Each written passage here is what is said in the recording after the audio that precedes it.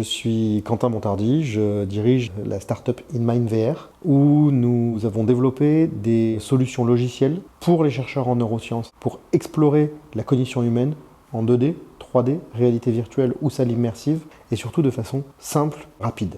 Ces solutions, elles nous servent également à faire des applications sur le terrain pour aller comprendre et aider les agents de terrain dans des situations complexes ou contraignantes et pour en fait évaluer très concrètement leur cognition comme le stress, la charge cognitive, la fatigue, l'attention pour différentes catégories de profils métiers comme par exemple on est près de Bourges, donc évidemment toute la partie militaire, tout le domaine de la défense et de la sécurité civile où il y a des besoins d'être capable de toujours avoir des niveaux de performance les plus élevés possibles, mais ça s'adapte en fait à toutes les situations où il y a des humains. Qu'est-ce qu'entreprendre pour nous? C'est la capacité de transférer tout ce qu'on a fait en laboratoire dans le monde réel. Et en fait, c'est pour une fois un véritable plaisir pour le mettre au profit de tout le monde. Nous avons candidaté pour déjà la simple et bonne raison que nous avons un désir de nous installer dans la région de Bourges, plus généralement dans le centre Val-de-Loire, et ensuite pour se faire connaître en tant que jeune entreprise, que start-up, et pour pouvoir faire en sorte que notre nom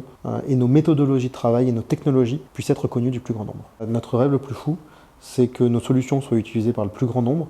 Dans 10 ans, c'est compliqué de le dire. Dans 2 ans, déjà, comme toute start-up, on espère avoir bien stabilisé notre croissance. Dans 5 ans, avoir développé des suites de packs d'évaluation qui vont correspondre à la plupart des profils métiers d'intérêt, qui vont aller de la défense à l'aviation, à la santé, en passant par le bien-être au travail.